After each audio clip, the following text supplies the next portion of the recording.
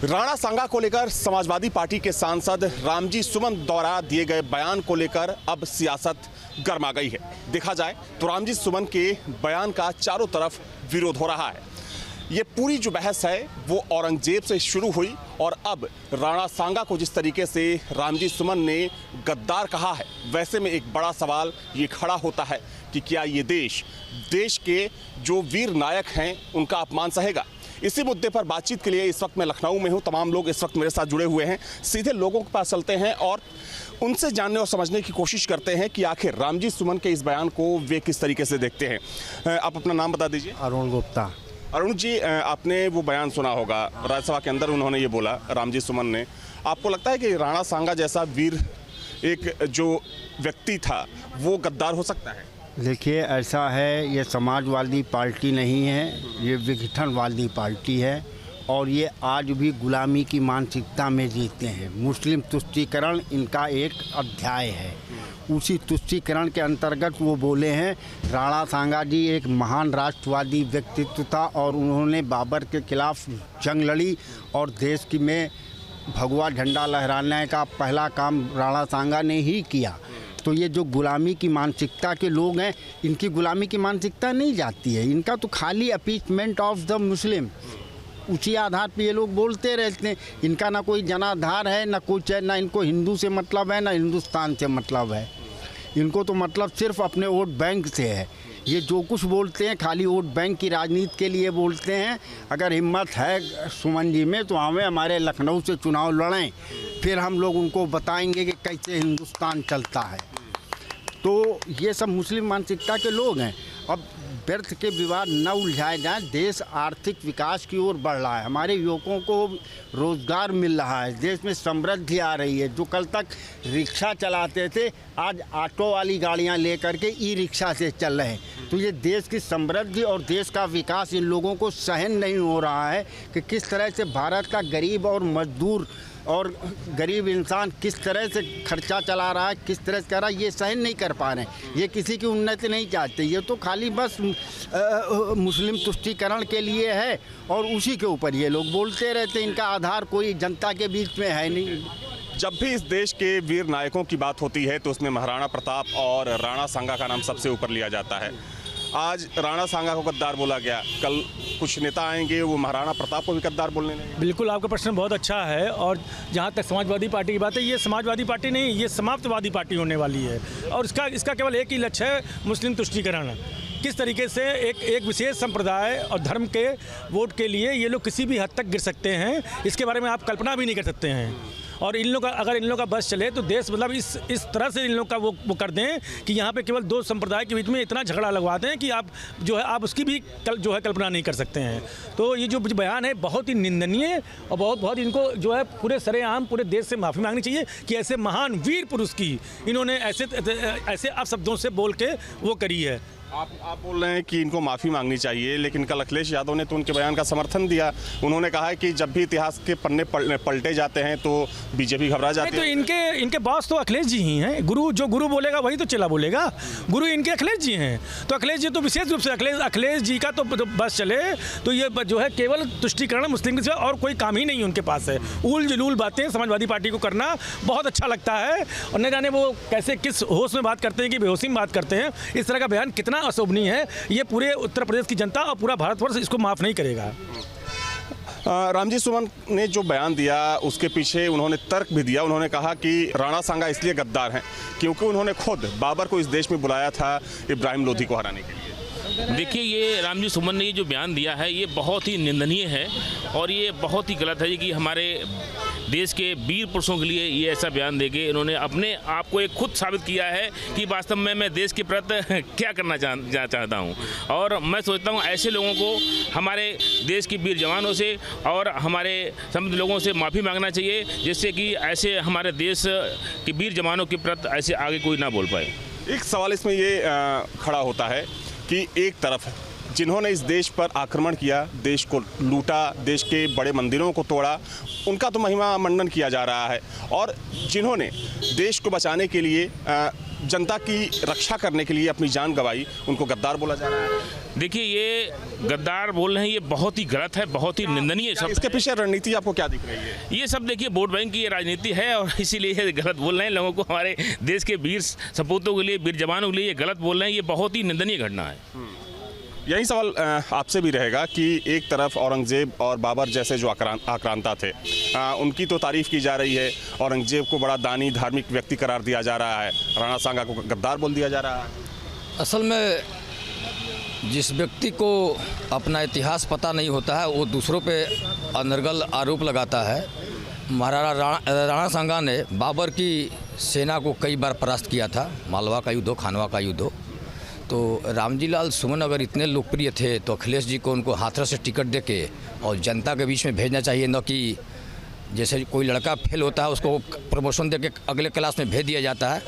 और सब मिला के वो 70 का हो गया, हमको लग रहा है वो मानसिक रूप से पागल या दिवालिया हो चुका है और बेतुकी बयान दे रहा है। हमको लग रहा है कि वो मालवा का युद्ध और महाराणा सांगा की जीवनी पढ़ा नहीं है, उसको ठीक से पढ़ना चाहिए और तब उसको कमेंट करना चाहिए। अरे राज्यसभा के वो सदस्य हैं, सांसद हैं, तो आपको लगता है कि हम अरे तो पढ़े लिखे होते बहुत तेवर कलवा तो कहे नहीं 2024 का लोकसभा टिकट दे दिया था अखिलेश जी, वहाँ से जीत के हाथरस से आ गया होता अगला। अगर उसकी लोकप्रियता, उसकी पढ़ाई का बहुत अच्छा मैंने ग्रेडिंग होता तो भाई फेल जो छात्र होता है उसको प्रमोशन दिया तो भाई वो मृतप्राय राजनीति का मृतप्राय व्यक्ति है, उसको प्रमोशन दे के दिया। उससे अच्छे जो सपा में उसको नहीं भेजा गया। आलोक कुमार थे, उनको राज्यसभा नहीं भेजा गया, जो प्रमुख सचिव रह चुके थे। आई कक्षा 3, 4, 5 को भेज दिया गया था तो प्रमोशन किया गया तो क्या बोलेगा वो जो ऊपर से भाई रटा जो राष्ट्रीय अध्यक्ष देता है वो स्लिप पढ़ के बता देता है। राजस्थान के या देश के तमाम ऐसे राजपूत संगठन हैं जो रामजी लाल सुमन के इस बयान का विरोध कर रहे हैं। वो मांग कर रहे हैं कि रामजी लाल सुमन को माफ़ी मांगनी चाहिए, क्योंकि कहीं ना कहीं इससे जो एक राजपूतों का इतिहास रहा है, जो एक उनकी आन बान शान की जब बात होती है तो उसमें इन शासकों का, इन राजाओं का एक बड़ा रोल माना जाता है। इसको लेकर क्या कहेंगे आप? भाई राजपूत राजाओं का दिन है कि आज हिंदू संस्कृति सभ्यता अन्य जातियाँ ज़्यादा संख्या में बची है। राजपूत सबसे ज़्यादा कटे देश के लिए न्यौछावर हुए। नौजवानी में वो अपने आप को शहादत करते थे युद्ध की सीमाओं पे। तो भाई एकदम हम राजपूत समाज का समर्थन करते हैं। आपका क्या नाम है? सराफत अली। सराफत जी, आपने रामजी लाल सुमन एक सांसद ने उनका बयान सुना कि उन्होंने कहा कि राणा सांगा गद्दार थे। कौन? राणा सांगा जो राजपूत राजा थे राजस्थान के, जिन्होंने बाबर के खिलाफ लड़ाई लड़ी, तो रामजी लाल सुमन ने राज्यसभा में बोलते हुए कहा कि राणा सांगा गद्दार थे। आपको पता है ये? नहीं, ये तो हम देखिए राजपूतों की जहाँ तक बात रही है तो राजपूतों को ये नहीं नज़रअंदाज किया जा सकता है कि देश की आज़ादी में उनकी कुर्बानी नहीं है या वो देश की आज़ादी में शहीद हुए हैं। क्षत्रियों का सबसे बड़ा योगदान इस देश की आज़ादी में बलिदान रहा। रानी की झांसी साहब की अपनी कमर पे अपने बेटी को बांध के एक मासूम बच्चे को अंग्रेज़ों से लड़ाई लड़ी, जो आज हम बोल रहे। इतने नहीं, माननीय स्वर्गीय वीपी सिंह जी ने अपने देश को कुर्सी को लात से मार दिया, ताड़ कर दिया। बाकी उन्होंने बीपी मंडल कमीशन को लागू कराया और गरीबों को हक दिलाया। और वही जगह पर आप आ जाइए, हमारे देश के नेता माननीय राजनाथ सिंह जी, जो गरीब अमीर, हिंदू मुसलमान, सिख ईसाई का सबका सम्मान करते हैं और सबको एक दृष्टि से देखते हैं। और इस देश के अंदर अगर क्षत्रियों का बलिदान रहा है तो इस लायक माननीय राजनाथ सिंह जी प्रधानमंत्री बनने लायक हैं। क्षत्रियों की जितनी ही तारीफ। ठीक है, हम बात कर रहे हैं राणा सांगा की। आप थोड़ा सा आगे आ जाइए। समाजवादी पार्टी के सांसद हैं रामजी लाल जी, उनका बयान आपने सुना होगा। जी बिल्कुल, राणा सांगा बहुत गलत बयान है, बहुत गंदा बयान। उन्हें इतिहास की जानकारी नहीं है। राणा सांगा के बारे में उन्हें पता ही नहीं है। राणा सांगा 2 बार में लोधी को रहा, तो ऐसा क्या जरूरत थी बाबर की बुलाने की? वो गलत करे बिल्कुल, जो इतिहास में करे झूठ करे, उन्हें जानकारी नहीं इतिहास की। वाकई समाजवादी पार्टी ऐसा क्यों कर रही है कि एक तरफ उनके एक नेता महाराष्ट्र के हैं जो औरंगजेब की तारीफ कर रहे हैं? तुष्टिकरण की राजनीति कर रहे हैं ना, उन्हें तुष्टिकरण एक बार की वोट चाहिए। जातिवादी राजनीति करते हैं, जातिवाद की वोट चाहिए, यह कर रहे हैं। पर वो ठीक है, वोट बैंक की राजनीति आप करिए, लेकिन जो हमारी देश की जो विरासत है, जो हमारा एक सांस्कृतिक राष्ट्रवाद है, उसको तो नुकसान ना पहुंचाइए। इन नेताओं को, समाजवादी पार्टी के नेता हुए, आम आदमी पार्टी के नेता हुए, आपके ओवैसी हुए, कोई मतलब नहीं कि देश से उससे हिंदू तक सिर्फ सत्ता चाहिए। उसके लिए जातिवाद के दंगे, धर्मवाद के सब तरह के फैलाओगे, जिस टाइप की सत्ता मिलती है वो करेंगे। ठीक है, आपका क्या नाम है? राम कुमार शर्मा। राम कुमार जी, आपने भी सुना होगा रामजीलाल सुमन के उस बयान को जिसमें वो बोल रहे हैं कि राणा सांगा, जिसे इस देश का नायक माना जाता है, उन्हें गद्दार वो बोल रहे हैं। खाली रामजीलाल सुमन की बात नहीं है। जब से भारतीय जनता पार्टी सत्ता में आई, चूँकि सनातन धर्म के मानने वाले लोग आज कुर्सी पे हैं, अब जो लोग बहुत भ्रष्टाचार किया, तुष्टीकरण की राजनीति की, मैं सहारनपुर से हूँ, अराजकता का माहौल, जो लोग कल कुछ नहीं थे वो उन सरकारों में अरबोपति बने, ये फड़फड़ा रहे हैं कैसे भाजपा को सत्ता से हटाया जाए। इन्हें पता है और आप इन पर कुछ है कारण नहीं जनता के बीच में जाने का। केवल हमारे हिंदू सनातन समाज को, हिंदुओं को किसी तरह बांटा जाए, चाहे वो राणा सांगा पर उंगली उठाकर राजपूतों को नाराज किया जाए, या कभी ये किसी ब्राह्मण पर उंगली उठावे, चाहे किसी गुजर को लड़ाया जाए, चाहे किसी सैनी महापुरुष को गाली दी जाए। इनका ये प्री प्लान है। इनको तो बाकायदा समाजवादी पार्टी के नेताओं से उनको फंडिंग होती है, अपने नेताओं को जाओ कुछ ऐसा बीज बो। बसपा के नेताओं से उनको पैसा दिया जा नीचे, अपने नेताओं को जाओ कुछ ऐसा बीज बाओ। ये हिंदू समाज आप राजनीति करिए, आपको जैसे राजनीति करनी है आप राजनीति करिए, लेकिन जो देश के महापुरुष हैं, जो देश के नायक हैं, आप उनको गद्दार कैसे बोल सकते हैं? इन्होंने कभी इतिहास पढ़ा ही नहीं, ना कभी ने महापुरुषों को जाना। ये तो अगर इनका राजनीतिक बैकग्राउंड आप लोग मीडिया के लोग खंगालेंगे तो कहीं ना कहीं सामने आएगा कि इसी तरह की ये आई बाई उड़ली पड़ली इन्होंने गाई और इन्हें थोड़ा बहुत कहीं सत्ता में थोड़ा पद प्रतिष्ठा मिली। अब फड़फड़ारे कि कैसे वापस वो मलाई कैसे चाटी जा। अब उसका एक ही फार्मूला इनको बताया गया कि हिंदुओं को बांटो, किसी तरह बांटो, तब दोबारा वो मलाई मिलेगी। जी हाँ, क्या बोल रहे हैं? ये समाजवादी पार्टी में चाहे अब्बू आजमी बोले हों और चाहे ये जो आपके राज्यसभा में बोले हो, ये बगैर आपकी बगैर अखिलेश यादव की अनुमति से नहीं बोल सकते हैं। इनसे अखिलेश यादव खुद ही बोलवा रहे हैं। और हम तो सारे राजपूतों से यही कहेंगे कि सबकी जांच हो रही तो अखिलेश जी की क्यों नहीं जांच हो रही, अखिलेश जी को क्यों नहीं नसीहत दिखाई जा रही। और इस देश में सारे क्षत्रियों का देश में बलिदान है, जो अंग्रेजों से भगा के आज हमको उन्होंने बोलने का मौका दिया है। तो देखिए, रामजीलाल सुमन के बयान का चारों तरफ विरोध देखने को मिल रहा है। हालांकि अखिलेश यादव ने उनके बयान का खुलकर समर्थन किया। उन्होंने कहा कि जब जब इतिहास के पन्ने पलटे जाते हैं तो भारतीय जनता पार्टी घबरा जाती है। लेकिन जिस तरीके से अगर हम इस देश के नायकों की बात करें, महापुरुषों की बात करें, तो चूंकि जो तमाम संगठन हैं वो भी इस बात का विरोध कर रहे हैं कि आपको राजनीति करनी हो, राजनीति करिए, लेकिन अगर आपने देश के नायकों पर सवाल खड़ा किया तो फिर अच्छा नहीं होगा। और सबसे महत्वपूर्ण बात यह है कि चूंकि औरंगजेब से इस पूरी कहानी की शुरुआत हुई थी और अब राणा सांगा जैसे एक महापुरुष को बीच में लाकर खड़ा कर दिया गया है, इस सियासी कह सकते हैं कि जिस तरीके से सियासत हो रही है, आने वाले दिनों माना जा रहा है कि अब चूंकि इस पूरे मुद्दे पर सियासत और ज़्यादा गरमाएगी। सियासी चौक में आज हम बात करेंगे समाजवादी पार्टी के राज्यसभा सांसद रामजीलाल सुमन के राणा सांगा और बाबर को लेकर दिए गए बयान पर। फिलहाल इस समय सपा नेता के बयान पर राजनीतिक गरमाई हुई है। सपा सांसद ने कहा कि इब्राहिम लोदी को हराने के लिए बाबर को राणा सांगा भारत लेकर आए थे। उन्होंने राणा सांगा को गद्दार बताया है। इसको लेकर सपा मुखिया अखिलेश यादव ने भी रामजीलाल सुमन के बयान का समर्थन करते हुए बीजेपी को इतिहास के पन्नों को ना पलटने की नसीहत भी दी है। वहीं बीजेपी ने सपा को ऐसे शर्मनाक कृत्य और बयानबाजी पर पूरे देश से माफी मांगने की बात कही है। बीजेपी नेताओं का कहना है कि सपा सांसद ने राजपूत समाज और समस्त हिंदू समाज का घोर अपमान भी किया है। फिलहाल इन सबको समझने के लिए, इन सब बातों पर चर्चा करने के लिए इस वक्त हम मौजूद हैं भारत नेपाल के अंतर्राष्ट्रीय सीमा सनौली बॉर्डर के मुख्य कस्बे में। हमारे साथ यहाँ के कुछ स्थानीय लोग हैं, इनसे भी समझने का प्रयास करेंगे। सर, आप बताइए कि समाजवादी पार्टी के राज्यसभा सांसद रामजीलाल सुमन ने वीर सम्राट राणा सांगा को लेकर जिस तरह का विवादित बयान दिया है, इसको आप किस नजरिए से देखते हैं और क्या कहेंगे? नहीं, ये तो बातें जो राज्यसभा सांसद अपनी जो बातों को रखे हैं, ये तो हिंदू मुस्लिम को बांटने के लिए और वोट बैंक की राजनीति करना चाहते हैं ताकि मुसलमान बिरादरी हमारे साथ हो जाए। इस पे हम मुसलमान भाइयों से चाहे जो भी हो उनका डीएनए का बात करते हैं कल को कि भाई हम बाबर के डीएनए से हैं, तो इस तरीके की बातें राज्यसभा सांसद के वो इस तरीके की बातें नहीं करना चाहिए। दूसरी नंबर अपनी अखंडता और एकता को बनाए रखने के लिए, हिंदू मुस्लिम भाईचारा को बनाए रखने के लिए ये जो भी बातें कहते हैं इसमें भाईचारा नहीं दिखाई देता है। और दूसरी नंबर बात यह है कि भैया देखिए, ये लोग सदन के अंदर बैठ करके सदन सत्र जब चलता है तो इस भाषाओं का प्रयोग करते हैं। भाषा जो भी बोला जाता है इससे हिंदू मुस्लिम और अखंडता को अपनी बनाए रखने के लिए नहीं करते हैं, अपनी वोट बैंक की राजनीति करते हैं ये लोग।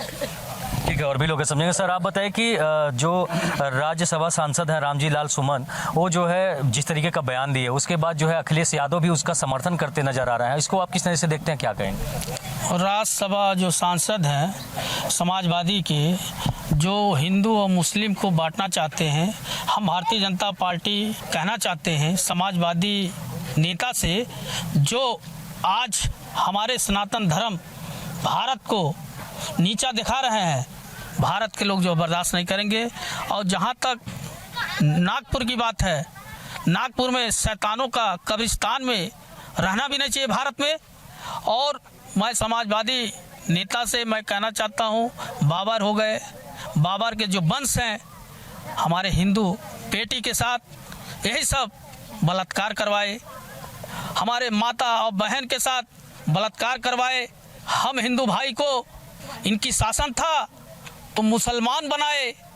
आज हम लोग को हमारे हिंदू भाई जो दोगले टाइप हैं, जो बाबर की बात करते हैं, समाजवादी, ऐसे लोगों को हम लोग जो है निंदा करते हैं। और जो भारत को सपोर्ट नहीं करना चाहते हैं तो भारत छोड़ दे, उनके लिए भारत नहीं है। ठीक है सर, आप बताइए कि जिस तरीके से सनातनी आस्था को बचाने वाले लोग जो हैं, जो वीर सम्राट थे, उनको अब गद्दार कहा जा रहा है, और जो मंदिर तोड़े आक्रांताओं लोग रहे, उनकी आज के समय में महिमा मंडल की जा रही है, गुणगान की जा रही है, इसको किस तरह से देखते हैं, क्या नहीं? जिस महापुरुष के पीछे जो है वीर सम्राट लगा हो, वह व्यक्ति गद्दार कैसे होगा? सुमन जी जो सदन में जो वक्तव्य दिया है उन्होंने, इसका तो पूरे भारत के लोग निंदा कर रहे हैं, आप देख रहे हैं सब जगह मीडिया में ये चर्चा का विषय बना हुआ है। और समाजवादी अखिलेश यादव जो है उसका समर्थन कर रहे हैं कि उन्होंने जो भी कहा ठीक कहा, और बीजेपी को नसीहत भी दे रहे हैं कि आप इतिहास के पन्नों को ना पलटे तो ज़्यादा बेहतर हो। जी समाजवादी पार्टी के अध्यक्ष श्री अखिलेश यादव जी ने सुमन जी के बातों का समर्थन किया है। निश्चित रूप से समाजवादी पार्टी जो है पूरे भारत में तो कहीं आने वाली नहीं है, और उत्तर प्रदेश से भी वो साफ होने वाली है। रह गया सवाल बाबर और ये जितने तुगलक, जितने विदेश से आए हुए शासक जो थे, वो हमारे हिंदू समाज के लिए और हमारे सनातन धर्म के लिए किसी रूप में वो मान्य नहीं थे, और आज भी मान्य नहीं हैं। भारत के लोग जो भी उन मुगलों का जो चिन्ह है, जो मजारे हैं विदेशियों का, वो भारत के लोग उसको पसंद नहीं कर रहे हैं, वो हटाना चाह रहे हैं, और वो हटना भी चाहिए। अगर सरकार अगर इसमें हिला हवाली करेगी या विपक्ष के लोग, तो जनता तो अब इतना जागरूक हो गई है, इतना जागरूक हो रही है कि आने वाले समय में ये स्वतः जो है सारे चीज़ों को साफ कर देंगे। और रह गया सवाल, देखिए महाराष्ट्र में शिवाजी अपने हैं, और उनका जो उनका कर्तव्य और भारत के प्रति और समाज के प्रति या हिंदुत्व के प्रति जो उनका जो दिव्य कार्य थे, उनके हम सब समर्थन करते हैं। और आने वाले समय में हमारे जितने महापुरुष हैं, उन पूरे महापुरुषों का जो है पूरे भारत में उनके अलग अलग प्रतिमाएं लगाई जाएंगी। आज जो विदेशी शासक रहे हैं, जो हिंदू धर्म को खंडित किए हैं और हिंदू धर्म को नुकसान पहुंचाया है, हिंदुओं को आपस में बांटा है, सनातन धर्म को बांटा है, और उनका या इस देश में बहुत बड़ा विरोध होने वाला है। आज भारत जो है हिंदू राष्ट्र के रूप में स्थापित हो रहा है, तो किसी भी विदेशियों को या भारत के लोगों को उन्हें विरोध नहीं करना चाहिए। आप किसी भी पार्टी के हों, अगर भारतीय जनता पार्टी में भी कोई इस प्रकार के सोच वाला व्यक्ति है, उसका भी हम सब विरोध करेंगे, और जनता उन्हें हराएगी निश्चित रूप से। और माननीय मोदी जी और योगी जी की सरकार और माननीय जो गृह मंत्री अपने अमित शाह जी हैं, इनके द्वारा जो कार्य हो रहे हैं, पूरे जम्मू कश्मीर से लेकर कन्याकुमारी तक भारत जो एक सूत्र में बंध रहा है, एक सूत्र में बंध गया। भारत की स्थिति आज बहुत मजबूत है। आज भारत की डंका पूरे विश्व में बज रही है। हमारे हमारे मूल के, हमारे सनातन हिंदू धर्म के अभी कुछ वर्ष पूर्व जो हैं सुनक जी इंग्लैंड के प्रधानमंत्री हुए और विलियम्स बहन जो हैं अभी अंतरिक्ष में गई थी और 9 महीने के बाद में भारत में लौटी है। उनका हम लोगों ने अभिनंदन किया है। ये बच्चे भी हमारे जो यहाँ पे खड़े दिखाई दे रहे हैं, यह महाराष्ट्र के हैं, यहाँ से शील्ड जीत के जा रहे हैं नेपाल से। इनको हम सब बधाई देते हैं। और यह देश जो है अब वो नहीं रह गया है। यह देश राम, कृष्ण और बुद्ध भगवान का यह देश है। यह देश तरक्की करेगा, निरंतर तरक्की करेगा। अब ये रुकने वाला नहीं है, पूरे विश्व का सिरमौर बनने वाला है और भारत पूरे विश्व में हिंदू राष्ट्र बनने वाला है। बगल में नेपाल है, नेपाल भी हिंदू राष्ट्र बनेगा। हम सब स्वागत करेंगे, हम लोग इंतजार में हैं और हम देख रहे हैं वो सपना हमारे पूरे होने वाले हैं। और नरेंद्र मोदी जी, अमित शाह जी और माननीय योगी आदित्यनाथ जी मुख्यमंत्री उत्तर प्रदेश के नेतृत्व में हम सब भारत को विश्व गुरु बनाने के लिए आगे बढ़ रहे हैं और बढ़ते रहेंगे। हम सभी विपक्ष के लोगों से आह्वान करते हैं कि आप भी हिंदू हैं, आप भी सनातनी हैं, आप अपने आप को बांटिए मत, नहीं तो यहाँ की जनता आपको नकार देगी। आपको कहीं किसी लायक नहीं रह जाएंगे। अगर राजनीति में आपको रहना है तो देश के लोगों के साथ रहिए। आप विरोध करिए, आप हक की लड़ाई लड़िए सरकार से, लेकिन अपने महापुरुषों का अपमान करना बंद करिए, नहीं तो आप लोगों का कहीं पता नहीं लगेगा। यही जनता, भारत की जनता आपको हराएगी, आप देखेंगे। और भारतीय जनता पार्टी की जहां तक बात है, यह सरकार इतनी जल्दी अब यहां से जाने वाली नहीं है। हमने तो कल भी कहा था कि आने वाले समय में माननीय मोदी जी आज प्रधानमंत्री हैं, उसके बाद माननीय अमित शाह जी जो आज गृह मंत्री हैं प्रधानमंत्री बनेंगे। आने वाले समय में अपने मुख्यमंत्री योगी आदित्यनाथ जी भारत के प्रधानमंत्री, यशस्वी प्रधानमंत्री ऐसा बनेंगे, हम सबको विश्वास है। और भारत का पताका भगवा ध्वज लहराता रहेगा और भारत माता की जय हम लोग करते हुए आगे बढ़ेंगे।